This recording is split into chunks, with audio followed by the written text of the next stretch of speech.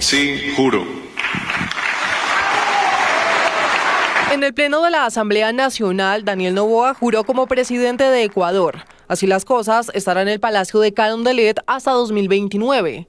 A la ceremonia, donde también es investida María José Pinto como vicepresidenta, fueron invitadas más de 90 delegaciones internacionales. ¿Qué pasa en Ecuador? Paro nacional contra Daniel Noboa. Miles de ciudadanos se manifestaron en las principales ciudades del país rechazando la eliminación del subsidio al diésel decretada por el gobierno hace una semana. En Otavalo y Cayambe, ciudades aledañas a la capital, se registraron violentos enfrentamientos entre la policía y manifestantes. 21:29, tenemos los datos oficiales del CIREPRE. De este conteo rápido a nivel nacional, la sorpresa de la noche, Rodrigo Paz con un 32.8%, liderando estas elecciones generales 2025, seguido de Jorge Tuto Quiroga con un 26.9%. En tercer lugar quedó el candidato Samuel Doria Medina con un 19.9%. Y en cuarto lugar, Alianza Popular. Sí, es un hecho histórico. Va a ser la primera vez que el órgano electoral puede organizar un balotaje en Bolivia. Nunca antes se había visto. Y ahora estamos enfocados ya en la planificación, organización, porque como usted comprenderá, ahora el órgano electoral tiene una premisa de no bajar la performance que ha tenido el día pasado en la elección del 17 de agosto. El gobierno de Milei no retrocederá ni un milímetro ni cambiará de rumbo, ha dicho el presidente argentino después de reconocer su derrota. Un duro revés en las elecciones de este domingo en las que Buenos Aires y su provincia han dicho no a sus recortes y a la motosierra. Vamos a seguir manteniendo la fuerte restricción monetaria. Vamos a mantener el esquema cambiario al cual nos comprometimos con los argentinos. La gran vencedora de la noche electoral ha sido Fuerza Patria, una alianza entre los distintos sectores del peronismo que ha sacado más de 13 puntos de ventaja sobre La Libertad Avanza, el partido de Milei. Los últimos días de la campaña electoral se han visto empañados por un nuevo escándalo de una posible trama de corrupción en la que, según unos audios filtrados, Karina Milei, hermana del presidente, habría recibido un 3% en sobornos de una farmacéutica. Chile cierra el calendario. Gabriel Boric no puede presentarse a elecciones consecutivas y Michelle Bachelet rechazó ser la candidata de unas izquierdas rezagadas. Lidera la conservadora Evelyn Matei, seguida del ultraderechista José Antonio Kast. La incertidumbre reina en la región, pero las derechas parten mejor posicionadas, con México como notable excepción. Hola a todos, bienvenidos a Pensando Fuera de la Caja. Y este es tu programa favorito de economía internacional y geopolítica. El día de hoy nos pintamos de cordillera, de selva, de mar y de valle. Hoy nos damos una gira por Latinoamérica para revisar el calendario electoral de este 2025, un año bastante atípico donde tenemos 5 comicios electorales en los cuales cerca de 110 millones de personas acudirán a las urnas entre Ecuador, Bolivia, Chile, Argentina y Honduras, y por supuesto este tema legislativo en Argentina que sirve como un termómetro de la confiabilidad o de la disconformidad del pueblo argentino con el gobierno de Milei. Vamos directamente a saludar a mi invitado del día de hoy. Quiero darle una muy calurosa bienvenida a Andrés Figueroa, quien nos acompaña desde Santiago de Chile. Él es periodista profesional y licenciado en comunicación social, con estudios en literatura y lingüística.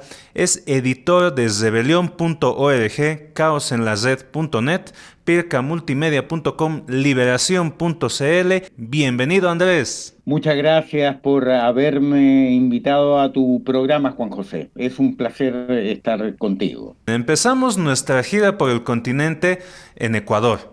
El pasado 9 de febrero se ha llevado a cabo la primera vuelta en la que prácticamente tuvimos un empate. Daniel Noboa sacó una leve delantera a Luisa González por tan solo 150,000 votos, menos de medio punto porcentual de diferencia. La campaña apeló bastante al miedo del fantasma del socialismo, del comunismo, para inclinar a los indecisos a votar por la derecha. Vamos a ver el resultado de esa elección. El Consejo Nacional Electoral de Ecuador concluyó el escrutinio de la segunda vuelta presidencial con el conteo del 100% de las actas en las 24 provincias. Los resultados confirmaron la victoria de Daniel Noboa, de Acción Democrática Nacional, con más del 55% de los votos. Esta jornada el país cumple 15 días de paro nacional. Los pueblos indígenas denuncian lo que califican como terrorismo de Estado, rechazan la subida de impuestos y precios, así como los problemas registrados en el sistema educativo y de salud. A su vez, el presidente de la CONAIE asegura que las autoridades, al negarse a entablar un diálogo con la organización, están cerrando la puerta a todo el pueblo ecuatoriano. Ante este escenario de protestas, el presidente Daniel Noboa decretó el estado de excepción en 10 provincias más, que se suman a Carchi e Imbabura. Los líderes de los pueblos autóctonos resaltan que con esta medida el gobierno profundiza su política de guerra. Mucho se habla acerca de las circunstancias de estas elecciones. Un Daniel Noboa que compitió por la presidencia omitiendo la disposición legal que le instruía a solicitar licencia. Ya se ha instaurado el nuevo gobierno de Daniel Noboa, la nueva Asamblea Legislativa, muchas novedades y muchos temas interesantes para el análisis. Quisiera tener tu visión, por favor, Andrés. Vivimos una época a nivel mundial incluso, donde la llamada democracia liberal o la democracia representativa está en franca crisis, digamos. Y eso corre tanto para los capitalismos centrales del planeta como para los países, para las sociedades y economías periféricas como las nuestras. Respecto de Noboa, de las elecciones en el Ecuador, creo que refleja muy bien ello, los cuestionamientos que hubo en torno al proceso electoral, la degradación, la corrupción como una forma propia ya se volvió orgánica, digamos. La corrupción institucional, que lo puedes ver no solo en Ecuador, sino que en el conjunto de los países que constituyen América Latina, y que realmente para quienes queremos mucho al pueblo ecuatoriano, nos parece una enorme desgracia que nuevamente aparezca este sujeto, este individuo, digamos, que es representante obviamente de los intereses pentagonistas por una parte, y por otro lado su único proyecto de desarrollo es adelante, saquen sin problemas en términos extractivistas al país, y por otra parte emplear el Estado como una herramienta coactiva contra los pueblos, sobre todo contra los pueblos en lucha, y sobre todo contra los pueblos originarios que existen en Ecuador y que, si no me equivoco, hacen la mayoría, tal como ocurre en Guatemala, tal como ocurre en Bolivia. Están enfrentando enormes desafíos en términos de poder oponer resistencia a las políticas tanto extractivistas, por una parte, como a las políticas de ese tipo de inversión productivista que lo que hace es llevarse la riqueza y los bienes comunes de nuestros países y del Ecuador en este caso, y ese valor trasladarlo hacia los centros del capital y retornándonos a modo de importaciones para nosotros, como bienes terminados o mercancías terminadas, donde hay una enorme parte del valor que fue construida por nuestros propios pueblos, digamos, que fue generada por nuestros propios pueblos. Un dilema tan complicado del Ecuador que hace 8 años está dando tumbos entre un modelo y otro. Desde que se acaba el gobierno de la Revolución Ciudadana con Rafael Correa, Lenín Moreno, Lasso y ahora Noboa no han logrado darle un rumbo al Ecuador.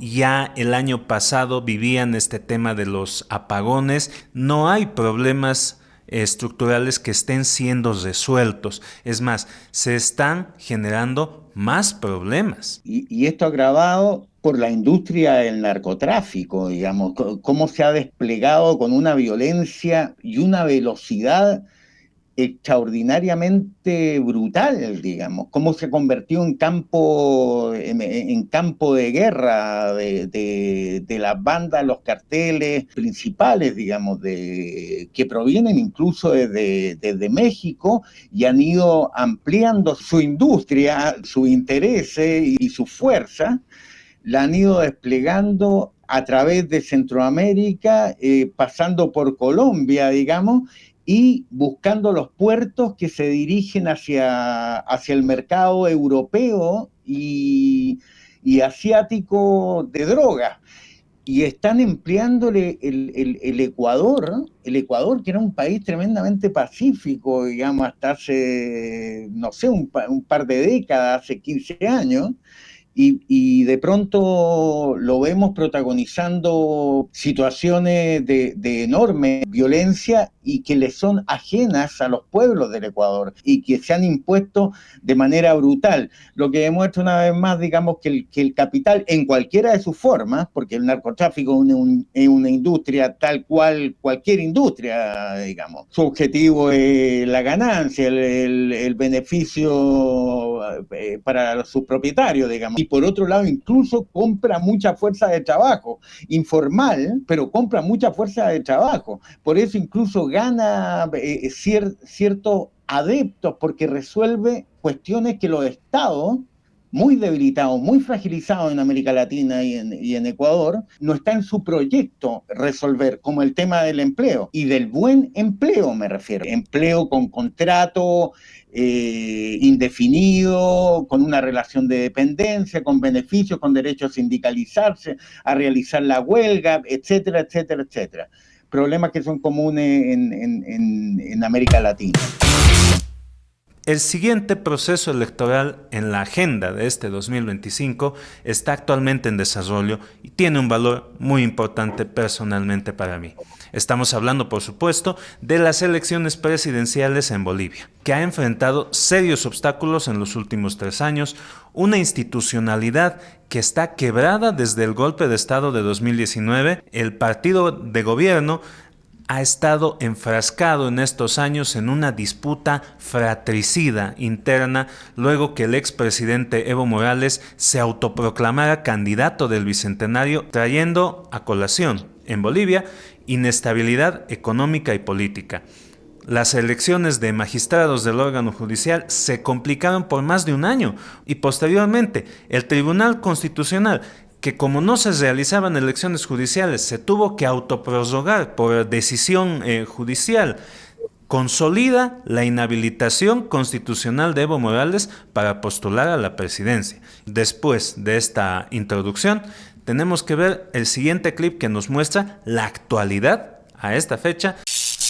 Gualberto Arizpe ha dicho que el próximo gobierno, escúchelo usted bien, no tendrá legitimidad y que no va a durar. El próximo gobierno, en caso de concretarse, no va a tener legitimidad del pueblo boliviano. ¿Y eso qué significa? De que va a haber peor molestia en el pueblo, y por eso no lo digo yo, sino lo han dicho algunos analistas, que ya el próximo gobierno, en caso de concretarse aquello, no va a durar. Y eso está en manos de estos señores que hoy están en el Tribunal Supremo Electoral. Lamentamos que todavía haya sectores que estén apostando a eso. Nosotros vamos a hacer todo el esfuerzo, por supuesto, para garantizar las elecciones. Debate en Bolivia a una semana de un inédito balotaje presidencial. El senador de centro-derecha Rodrigo Paz y el exmandatario conservador Jorge Quiroga prometieron el domingo resolver la inflación y la falta de combustibles, una herencia del gobierno saliente de izquierda. Paz habló de bajar los gastos públicos, mientras que Quiroga mencionó gestionar créditos ante organismos internacionales, un paquete de ayuda de unos 12.000 millones de dólares. El senador Paz, hijo del expresidente Jaime Paz, ganó de manera sorpresiva la primera vuelta con el 32% de los votos, cuando los sondeos lo ubicaban entre el tercer y el quinto lugar. Quiroga, quien gobernó el país en 2001, quedó segundo con el 26,7%, frente al 36,5% de Paz. Uno de ellos sucederá al presidente izquierdista Luis Arce, quien dejará el gobierno en noviembre tras 5 años. Están peleando votos, no le han podido responder a la población lo que la población está preocupada. Muchísima demagogia, yo veo poca diferencia entre uno y otro. Tenemos una fuerte inestabilidad e incertidumbre sobre las elecciones en Bolivia, no importa en qué momento veas este programa. Sin embargo, la población, en una gran mayoría, en la actualidad, percibe que la salida a la crisis económica serían las elecciones. También, por supuesto, quisiera tener un comentario tuyo sobre la situación que vive Bolivia, Andrés. Cuando no nos mata el enemigo a los pueblos, nos matamos entre nosotros, parece. A contrapelo de estas reyertas históricas inútiles e infautas y que no tienen que ver con el sentimiento de las mayorías populares, precisamente después del retorno, digamos, a la entre comillas, normalidad, después del golpe de Estado del 2019, ya se notaba, digamos, que existían problemas severos que nos provocaban tanto a periodistas como a analistas, qué sé yo, ir comprendiendo menos lo que estaba ocurriendo en Bolivia en términos políticos. Si bien es cierto, en América Latina el caudillismo ha sido uno de los elementos propios del devenir por arriba, digamos, de los gobiernos, de la administración de los estados, ojalá pudiera existir un límite. Es decir, un límite en el sentido de entender que si no protegemos estas frágiles democracias que tenemos, y en Bolivia en particular, existen mil maneras en que los grupos sociales dominantes, el agronegocio sojero de Santa Cruz, digamos, de esa Santa Cruz separatista y racista que ha indignado al mundo entero en tantas oportunidades, se está entregando en bandeja producto de la reyerta, de estos enfrentamientos por arriba donde se instrumentaliza al pueblo.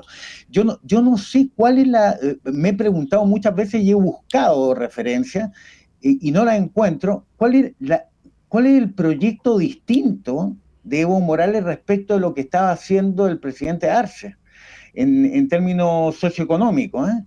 Es decir, no hubo ninguna modificación sustantiva, estructural en la política económica.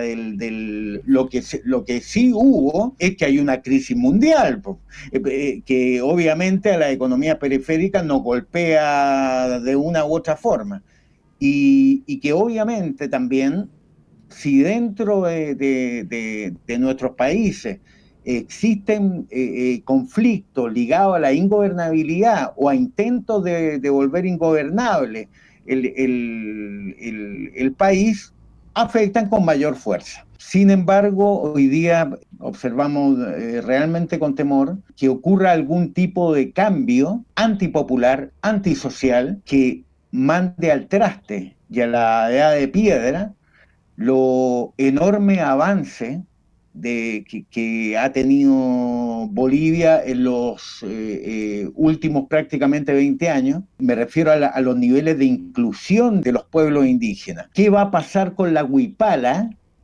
Y estoy hablando en términos de mucho más allá de lo que significa la huipala. ¿Qué va a ocurrir? ¿Se va a congelar? ¿La van a enterrar los propios que le elevaron alguna vez? Acá nos estamos jugando cuestiones muy serias. Bolivia colinda con una Argentina neofascista. En Chile probablemente va a ganar el neofascismo. Es decir, está cercada Bolivia de alguna manera de administraciones y gobierno totalmente contrario al proyecto original de los pueblos campesinos, indígenas, afrodescendientes, y de las reivindicaciones del papel incluso de la mujer, como nunca había ocurrido en Bolivia. Es decir, ¿qué va a ocurrir? ¿Qué va a pasar con toda esa demanda. Es necesario mencionar que ha habido una reunión de candidatos de derecha en Harvard, propiciada por el multimillonario Marcelo Claure, donde se habla de un pacto por el cual se aplicarían las políticas neoliberales propuestas por un laboratorio de crecimiento ahí en Harvard, a la cabeza de Ricardo Hausmann, que es un ex ministro de la Venezuela de Carlos Andrés Pérez, causante del famoso Caracazo a inicios de los 90. Por supuesto que preocupa la situación de la inclusión social y de los pueblos indígenas representados en la Huipala, que tenemos dos antecedentes. Uno, en 2019, la reacción del pueblo boliviano, mayoritariamente indígena, contra el golpe de Estado, no se da tanto por la salida de Evo Morales del poder, sino por la quema de la Huipala por parte de sectores conservadores. Y recientemente, estos sectores están amenazando nuevamente con comparaciones tan absurdas como de equiparar la Huipala con la esvástica. Ya tenemos que pasar a visitar tu tierra, Andrés. Tenemos que hablar de Chile, que elige nuevo presidente y nuevo parlamento en noviembre, tenemos entendido. Y antes de ir a una nota sobre la elección chilena tal cual, Andrés, quisiera pedir brevemente tu percepción de la situación actual que encuentra al gobierno de Gabriel Boric y de las perspectivas que tiene la izquierda chilena rumbo a la elección. Voy a tratar de ser lo más claro posible. El gobierno de Gabriel Boric desapareció, ya no existe. Si un gobierno es su programa, ese programa ya no se cumplió y ya no hay tiempo de cumplirlo. La viga maestra de ese programa era la reforma tributaria, de modo tal que los más ricos pudieran tributar más, digamos, frente a las desigualdades feroces que vive la sociedad chilena. Se perdió esa reforma. Y sobre esa reforma estaban erigidas todas las otras reformas. Están formuladas todas las demás reformas. La reforma previsional, la reforma laboral, la reforma etcétera, etcétera, etcétera. Por eso no se acabaron las administradoras de fondos de pensiones, que siguen tan felices como siempre, la salud privada, que sigue tal cual como estaba antes, el empeoramiento de las condiciones de vida de la población. Chile es uno de los países más caros de América Latina junto con el Uruguay, pero los salarios no son los mejores de América Latina. Los salarios están por debajo, para que se hagan una idea, la mitad de los asalariados en Chile están por debajo de la línea de la pobreza. Todo eso tiene que ver con la forma en que lo mides. Pues por supuesto que si en esa canasta con que mide, esa canasta de productos y servicios, con que mide tanto los niveles de desempleo como los niveles como el IPC o la inflación o como los salarios en este caso, obviamente basta cambiar uno que otro producto, armas tu propia canasta y sacas otras cuentas, pero las fundaciones independientes han hecho estudios e investigaciones donde nos han explicado muy bien cómo los números institucionales no se condicen con la realidad, digamos. Por ejemplo, una vivienda común promedio vale 300.000 pesos mensuales, 300 a 350.000 pesos mensuales. Para una vivienda promedio de $350, cuando el promedio de los salarios son $480, mucho más de la mitad de tu ingreso, y aquí en Chile hay que pagarlo todo tiene precio. Digamos, no existe ningún derecho social, por decirlo así. Tanto los servicios básicos, agua, luz, gas, etcétera, que suben cuando se les canta, se coluden en los precios, etcétera, etcétera. Y por otra parte, la migración de otros lugares de América Latina, es empleada sobre todo por los sectores gran empresariales para pagar fuerza de trabajo más barata, para presionar a la baja los salarios. El chileno medio se confunde y dice, la culpa es de los migrantes. Les juro, como he visto acá en Chile, cómo viven nuestros hermanos migrantes, y estamos hablando de habitaciones ruinosas, donde viven de 10 a 15 personas amontonadas, o bien toma ocupaciones de terreno y que habitan carpas simplemente, y que están en la periferia de Santiago. Es un análisis muy amplio el que has hecho, Andrés, te agradezco. Para esto vamos a ver el clip, por favor, sobre las recientes elecciones primarias que ha habido en Chile.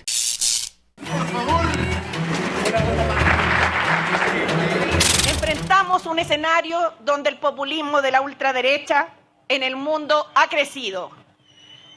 Esos que creen que hablando más fuerte, gritando o insultando al resto, se solucionan los problemas que ellos mismos han creado. Y nuestro país no es la excepción. Por eso, frente a nuestros ojos, tenemos la amenaza de candidatos que, ocupando los temores reales de nuestra gente, los usan para buscar el poder y para hacer retroceder avances sociales.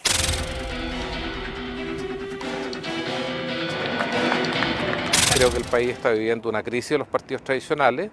Creo que estamos frente a un proceso de polarización que no le hace bien a la discusión de la democracia en Chile, pero creo que estamos muy lejos de escenarios catastróficos y creo que en cualquier caso, ya sea que resulte electo un presidente de la oposición o del gobierno, en todas las alternativas posibles va a tener que constituirse un gobierno de coalición. Y eso es una garantía y yo diría una salvaguarda para la democracia en Chile hoy día. Liz Taylor, ¿qué están diciendo las encuestas por estas horas en Chile? A ver. Bueno, fíjate, Pablo, la encuestadora Pulso Ciudadano le da a Janet Jara del Partido Comunista una intención de voto del 33,8%. José Antonio Kast recibiría del Partido Republicano el 17,3% de intención de voto. Evelyn Matei de Unión Democrática Independiente el 16,8%. Y Franco Parisi del Partido de la Gente el 8,9%. Bueno, rápidamente, Leticia, a ver, 2 líneas para despedirnos de esta elección en Chile. Jara que arrasó en la primaria, Sí. 60%, bajísima la participación en la primaria. Vamos a hablar de acá hasta noviembre, Mucho. que son las elecciones, porque Lógico. ella es del Partido Comunista y esto podría jugarle en contra. Pero los primeros encuestas que se publicaron desde que se conoció que ella va a Sí. ser la candidata de la centroizquierda, lidera, ¿no? Esto el primer punto que dicen es, bueno, lo más probable es que pase a segunda vuelta la candidata de la centroizquierda y posiblemente con José Antonio Kast, que es el candidato de la ultraderecha, que viene subiendo en las encuestas. 17,3 Evelyn tiene. Matei, Bueno. que es podríamos decir, de la derecha tradicional, que no sube en las encuestas, está estancada. La gran pregunta es qué va a pasar Lógico. en la segunda vuelta y justamente el sello de comunista, bueno, es algo que le podría llegar a jugar en contra a Jara, así que lo vamos a estar analizando. Es por supuesto necesario aclarar que esa intención de voto que se reporta en el clip que hemos visto, hay que ponderarla por la baja participación que tienen estas elecciones, ¿no? Ese 30% que alcanza la candidata de la centroizquierda se voltea cuando revisamos la intención de voto. Por eso digo que el gobierno de Gabriel Boric perdió. Y en las primarias de la llamada centroizquierda en Chile, el voto castigo de quienes fueron a votar, que fue un 9,1% de los habilitados para sufragar en Chile, el 60% de los votos lo obtuvo Janet Jara, que es militante del Partido Comunista, y mucho más lejos estuvo el Partido Socialista de Chile, que es un partido socialista neoliberal, y el Frente Amplio, que es la organización, el partido de Gabriel Boric, sacó una miseria de votos. Es decir, desapareció del mapa dentro de los propios militantes de la centroizquierda que fueron a votar a esas primarias. Y por otro lado, lamentablemente, de las 6 encuestas que se han hecho desde las primarias, todas dan por ganadora en segunda vuelta a la ultraderecha. Que en este caso sería José Antonio Kast, que es, ojo, nieto de un miembro de las SS alemanas nacionalsocialistas. Es decir, no es un tipo que se cree nazi. Él viene de una familia nazi y está orgulloso de ello. Él aparece en las fotos con su abuelo, que huyó de Alemania y que perteneció a las SS. Los tres candidatos de derecha son de origen alemán. Kast, Matei y Kaiser son de origen, Kaiser, ¿qué más quiere? Son de origen alemán. Matei está prácticamente fuera. Matei es hija de uno de los miembros de la Junta Militar de la dictadura pinochetista. Es decir, aquí el pinochetismo no se fue nunca. Aquí en Chile el pinochetismo no se fue nunca. Y porque no fuimos capaces, no tuvimos la fuerza suficiente para derrotarla. Yo vengo de la generación de los 80, de quienes combatimos la tiranía, y no tuvimos la fuerza, en realidad, para, más allá de las protestas gigantescas, nosotros no logramos vencer al pinochetismo. Y el pinochetismo adquirió otro rostro, simplemente. Y ese es el grave problema. Desde la primera administración post-dictadura, ha habido continuismo en materia, sobre todo en materia económica. Había un continuismo feroz y vista gorda las violaciones de los derechos humanos, salvo algunos casos emblemáticos simplemente. Vamos a estar siguiendo muy atentamente las elecciones en Chile para el mes de noviembre, pero ahora vamos a pasar a otra elección que tiene otra particularidad, que es la elección argentina. La elección de medio término lo que hace es renovar una parte del órgano legislativo, y ahí es donde se celebran elecciones provinciales que son como un termómetro para lo que se viene en octubre. La batalla más grande que hemos tenido ha sido la elección de Buenos Aires, donde Javier Milei en persona salía a hacer campaña por su candidato Miguel Adorni. Por supuesto, Buenos Aires, el Gran Buenos Aires, la mayor concentración urbana en Argentina. Vamos a ver, por favor, el clip. Estamos con los resultados, señores. Escrutado el... bueno, está ahí, el número ese 32, no se ve bien. 32. 46,93 para Fuerza Patria. 33,85 La Libertad Avanza. Ahí hay, ayúdenme, 13 puntos y algo de diferencia. En tercer lugar, Somos Buenos Aires con el 5,41% de los votos y 4,37% del Frente de Izquierda y Trabajadores. Reiteramos, 46,93 para Fuerza Patria, 33,85 para La Libertad Avanza. 32,22. Una diferencia abrumadora, una paliza electoral como pocas veces ha ocurrido en una elección de medio término, en este caso de la provincia de Buenos Aires. Y recordamos el dato que daba antes. La diferencia es de 14 puntos, ya casi con el total que tienen escrutado, y 99 municipios gana el peronismo. Ahí lo tenemos, resultados muy interesantes. Por un lado el de Buenos Aires, pero hacía un comentario muy interesante este periodista argentino. Formosa es una provincia que está fronteriza con Paraguay y que está caracterizada históricamente por altos niveles de pobreza, y ahí es donde el peronismo saca cerca del 70% de los votos, y dice, bueno, esto está aproximadamente en el nivel de pobreza que está más vinculado a los sindicatos, a las organizaciones populares de base, panoramas que se van a ir aclarando, por supuesto, en la elección, y aquí lo vamos a estar comentando en Pensando Fuera de la Caja.